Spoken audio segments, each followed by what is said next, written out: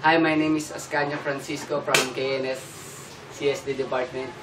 This video is our project in my finals in basic computer troubleshooting. We have here an example of motherboard. Yan. Example lang siya na hindi sira na to pero example gagawin lang nating example. So, start. The motherboard is one of the most important parts of the PC, but as tech enthusiasts, you probably already know that. What you might not know, though, is the role played by each chip, port or slot present on a motherboard. A lot of people simply don't care about this aspect. But if you're do it yourself type, knowing everything there is to know when it comes to motherboards can help you when it comes to troubleshooting, upgrading, or even building your PC. Motherboard basic. A computer has many components, each with their own rules and function. The role of the motherboard is to allow all these components to communicate with each other, considering the fact that all the other components are installed on the motherboard or connected to it. It is safe to say that motherboard is the central piece of a PC, the component that brings it all together. Processor socket. The processor socket is the central piece of the motherboard, usually being located near the center of the motherboard. It's also the central piece because it holds the processor, the brain of your computer. Memory slot. Located in the upper right part of the motherboard, the memory slots are used to house the computer memory modules. The number of slots can vary depend on the motherboard, from 2 in low-end motherboards all the way up to 8 memory slots on high-end and gaming motherboards. IDE and SATA port. IDE and SATA port are used to provide connectivity for the storage devices and optical device. The IDE interface is somewhat outdated, so you shouldn't be surprised if you see a lot of new motherboards coming without this type of port. It was replaced by the smaller and much faster SATA interface, which currently reached its third revision,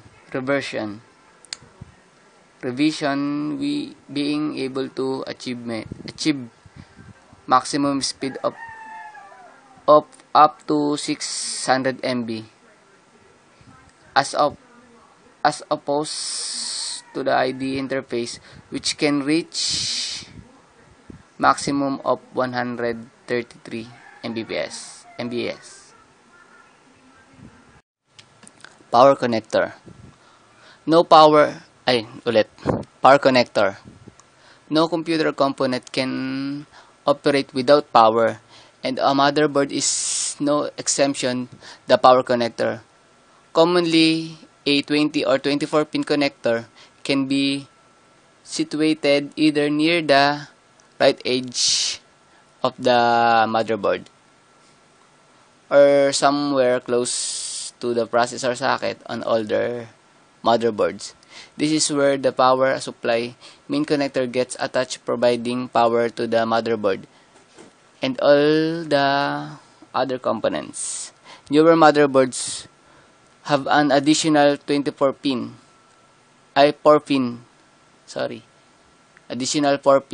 or 8 pin connectors near the processor used to supply additional power directly to the processor.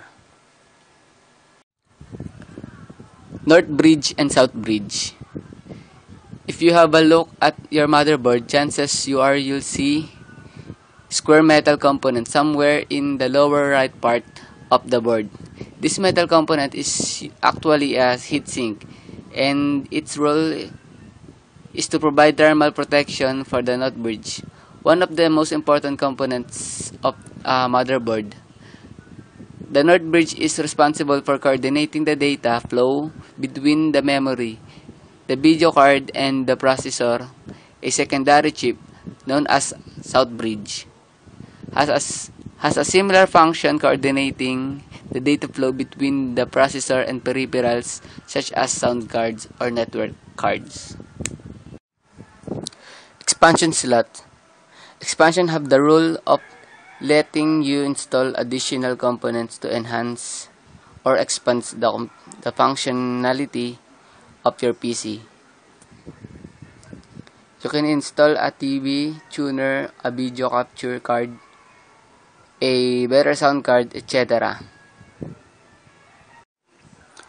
Video card slot.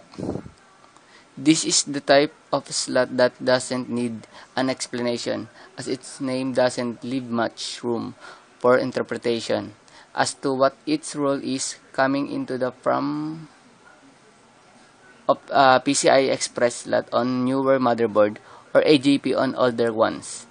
The video card slot is situated right below the processor. It is not uncommon for older motherboards, especially those that target of the office segment, to lock this slot, meaning that you won't be able to install a discrete video card, thus having to rely on the integrated one.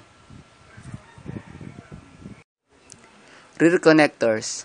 These connectors are bridge between the outside of your computer and inside.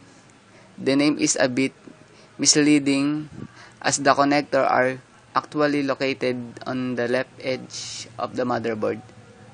However, since these connectors are accessible from the outside, the name simply implies where they are accessible.